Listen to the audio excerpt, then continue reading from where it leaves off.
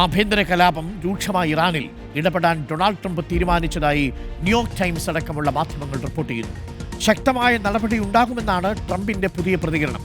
ചൊവ്വാഴ്ച ഉന്നതതല യോഗം ചേരും. അതേസമയം ഇടപെട്ടാൽ തിരിച്ചടിക്കുമെന്നാണ് ഇറാന്റെ മുന്നറിയിപ്പ്. പ്രക്ഷോഭത്തിൽ മരണം 538 എന്നത് ആശങ്ക വർദ്ധിപ്പിക്കുന്നു.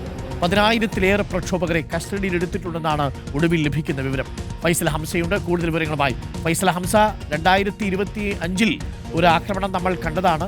അന്ന് ഖത്തറിലേക്ക് മിസൈൽ അയച്ചുകൊണ്ടാണ് ഇറാൻ പ്രതികരിച്ചത്. ഇറാന്റെ ആഭ്യന്തര സംഘർഷം മൂർച്ഛിക്കുന്നു എന്നത് വസ്തുതയാണ്.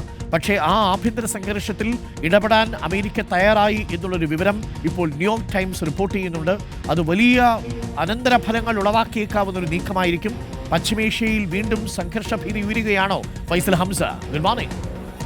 Good morning doctor Arunkumar. സൂചിപ്പിച്ചതുപോലെ തന്നെ ആശങ്കയുടെ കാർമേഘങ്ങൾ പശ്ചിമേഷ്യയിൽ വീണ്ടും ഉരുണ്ടുകൂടുക തന്നെയാണ്. കാരണം ട്രംപ് ഇറാനിൽ ഒരു ഇടപെടാൻ തീരുമാനിച്ചിരിക്കുന്നു എന്നുള്ളതാണ്. പക്ഷെ അത് ഏത് അർത്ഥത്തിലായിരിക്കും? ഒരു സൈനിക നടപടിയായിരിക്കുമോ അല്ലെങ്കിൽ മറ്റേതെങ്കിലും രീതിയിലായിരിക്കുമോ ഈ പ്രതിഷേധക്കാരെ സഹായിക്കുക എന്നുള്ള കാര്യത്തിൽ വ്യക്തതയില്ല. എന്തായാലും ഇക്കാര്യത്തിലെല്ലാം തീരുമാനമെടുക്കുന്നതിന് കൂടിയായിട്ട് ചൊവ്വാഴ്ച ഒരു യോഗം ചേരുന്നുണ്ട്, ഉന്നതതല യോഗം ചേരുന്നുണ്ട് ഡൊണാൾഡ് ട്രംപിൻ്റെ നേതൃത്വത്തിൽ. അതിനുശേഷമാകും എങ്ങനെയാണ് ഇറാനിലെ സ്ഥിതിഗതികളിൽ ഒരു തീരുമാനം എടുക്കേണ്ടത് എന്നുള്ള കാര്യത്തിൽ അമേരിക്ക ഒരു വ്യക്തത വരുത്തും. പക്ഷേ ഇറാൻ ഇക്കാര്യത്തിൽ നേരത്തെ തന്നെ അവരുടെ നിലപാട് വ്യക്തമാക്കിയിട്ടുണ്ട്. ഏതെങ്കിലും അർത്ഥത്തിൽ ഇറാന്റെ ആഭ്യന്തര കാര്യങ്ങളിൽ ഇടപെട്ടാൽ അല്ലെങ്കിൽ ഒരു ഭരണമാറ്റത്തിന് സഹായിക്കുന്ന രീതിയിലുള്ള ഇടപെടലുണ്ടായാൽ ശക്തമായ തിരിച്ചടി ഉണ്ടാകും എന്നുള്ളതാണ്.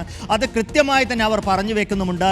അമേരിക്കയിലടക്കം ആക്രമണം നടത്തും. മാത്രമല്ല അമേരിക്കയുടെ ഏറ്റവും അടുത്ത സുഹൃത്തായ ഇസ്രായേലിലും ആക്രമണം നടത്തും. അതോടൊപ്പം തന്നെ മേഖലയിൽ നമുക്കറിയാം അമേരിക്കയ്ക്ക് ഏറ്റവും കൂടുതൽ സൈനിക താവളങ്ങളുള്ള സ്ഥലമാണ്. തൊട്ടടുത്ത ഖത്തറിലടക്കം കേന്ദ്രമുണ്ട്. നേരത്തെ ഡോക്ടർ അരുൺകുമാർ സൂചിപ്പിച്ചതുപോലെ തന്നെ ഖത്തറിൽ ഇറാൻ നേരത്തെ അത് കാണിച്ചതുമാണ്. സൈനിക താവളത്തിന് നേരെ ആക്രമണം നടത്തിക്കൊണ്ട് അത്തരത്തിലുള്ള ആക്രമണങ്ങൾ ഇനിയും ഉണ്ടാകുമെന്ന് കൂടി പറയുന്നുണ്ട്. അതോടൊപ്പം തന്നെ ലോകത്തെ മുഴുവൻ ആശങ്കയിലാക്കുന്ന മറ്റൊരു കാര്യം കൂടി ഇറാൻ പറയുന്നുണ്ട്. ഹോർമുസ് കടലിടുക്കിൻ്റെ നിയന്ത്രണം.